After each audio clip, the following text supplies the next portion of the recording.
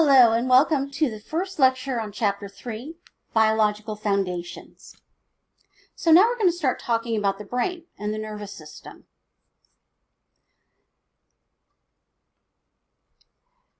Now, the brain gives you mind. Your mind is who you are. It's what you think about, it's what you know, it's the sensations you experience. In order to have a mind, you must have a whole, healthy brain.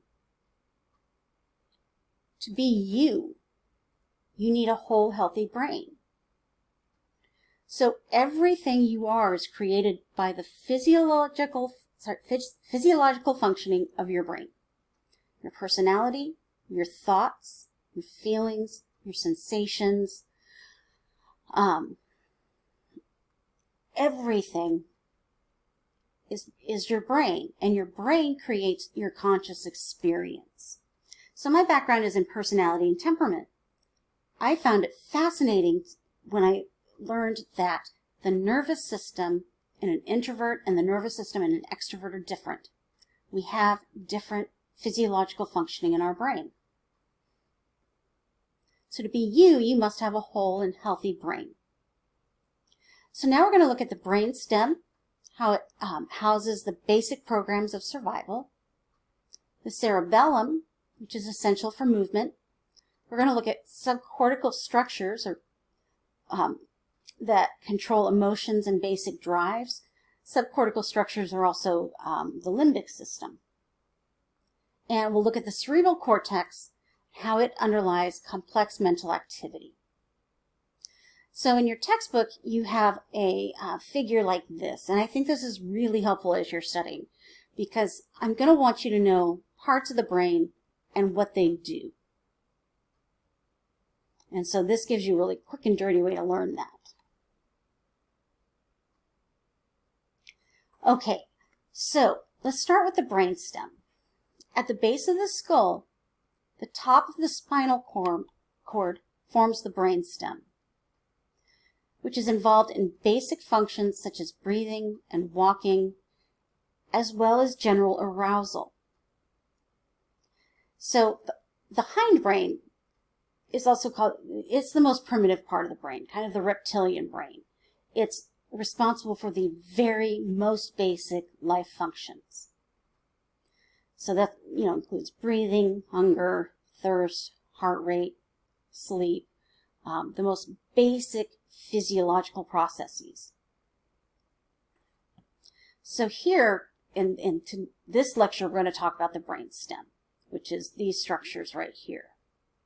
And we'll talk about the cerebellum.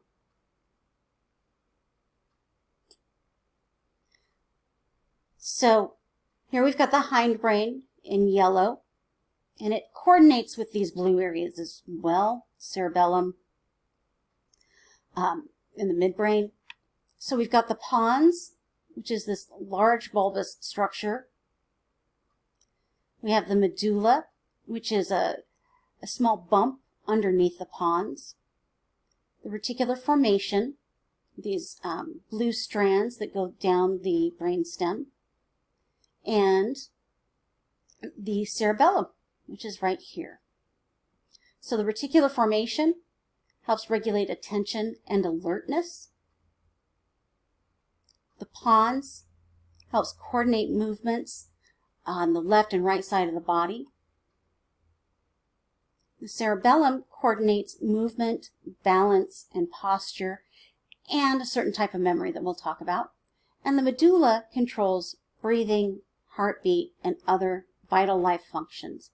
If you damage their brainstem, the outlook is not good.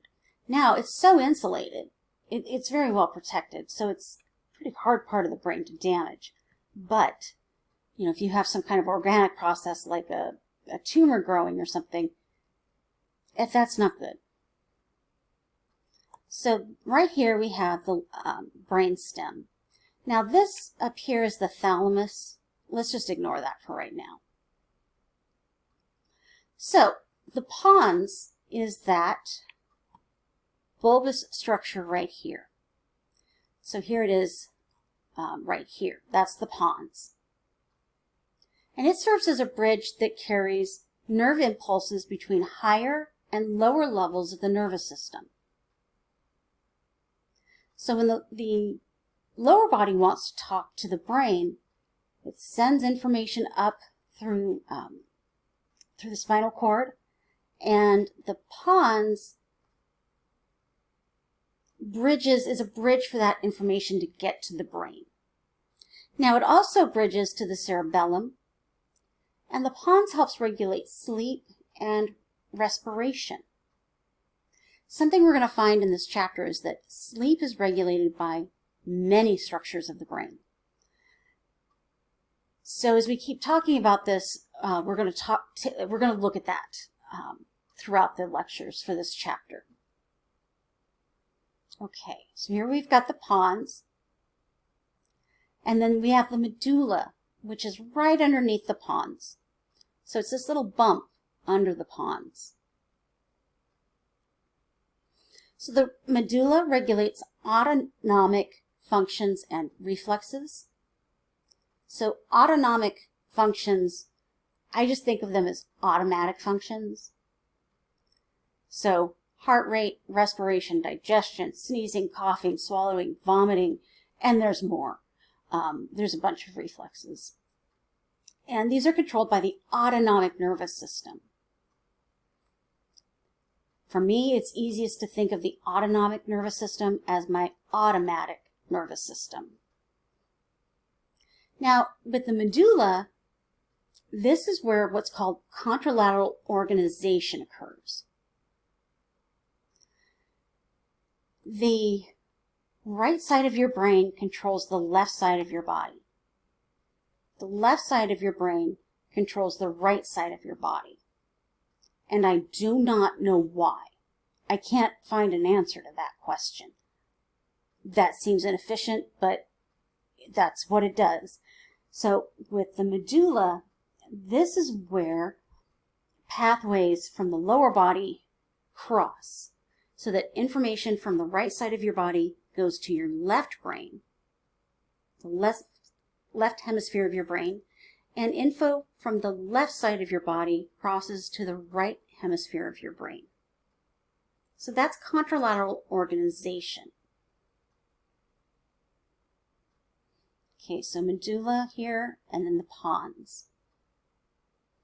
That brings us to the reticular formation, which is this blue structure going down through the pons and the medulla. So it's going up and down through the brainstem.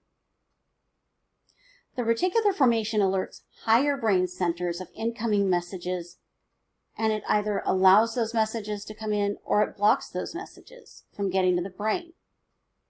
And so it regulates the flow of information to and from the lower body. This is a gate that controls the flow of information to higher brain centers as well. So everything has to get through the reticular formation. You have damage to the reticular formation, and things aren't going well for you. The reticular formation is critical for sleep, for consciousness, and for attention.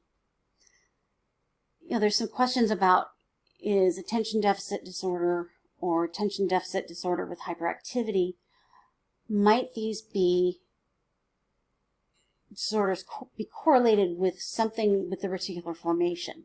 So something going on with the reticular formation that is causing this deficit in attention. More research needs to be done, and it is being done. Okay. So now we're going to talk about the cerebellum. The cerebellum is this structure right here, at the very base of your skull. It's a fairly large structure in the brain. The cerebellum is sometimes called the little brain because it's such a large structure, but it is part of the brain. So it's that bulging structure connected to the back of the brainstem, controls balance, and is essential for movement. So it controls the timing and coordination of muscle movements. I get super severe migraines, and with them I get partial paralysis. And I cannot organize my muscle movements. I lose the ability to walk. And, I can take a few steps, but I cannot coordinate my muscle movements, and it's so frustrating.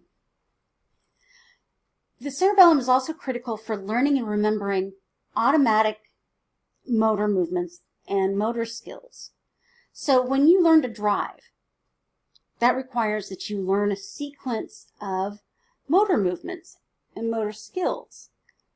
And at first it's really hard. You have to think really hard and focus really hard on, okay, I've got to put my foot on the gas. Okay, it's time to change gears. It takes time to learn how to drive smoothly and easily. Every time you practice something,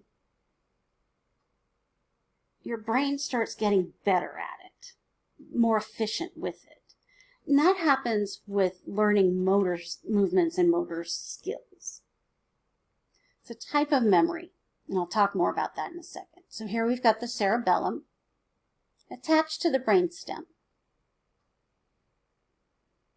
And here's a real brain that's been preserved in formaldehyde. Here's the cerebellum right here, and you can see where it connects to the brainstem right in here. We've got the pons, the medulla, and the reticular formation goes down through here. Damage to the little nodes at the bottom of the cerebellum, right here,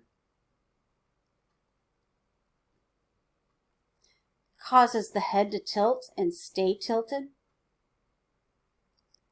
causes balance problems, and the loss of smooth compensation of eye position for head movement. Balance is complicated. I think we've all learned that the vestibular system in the ears is what gives us balance. It's actually more complicated than that. It's your ability for your eye to process information smoothly, your neck, and vestibular system. So when you lose smooth compensation of eye position, your balance is severely skewed. It has a huge effect on balance. Now, damage to the ridge that runs up the back of the cerebellum would affect your walking. So that's these structures here.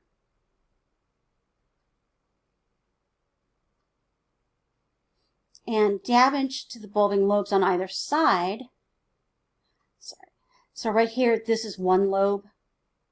There will be the missing hemisphere will also have a lobe of the cerebellum with it.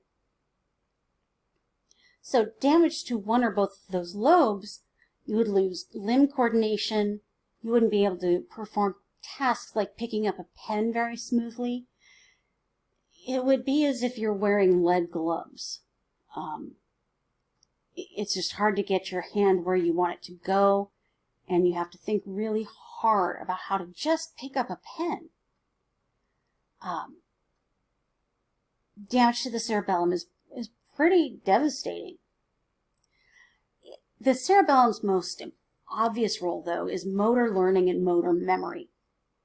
So when you are learning how to drive,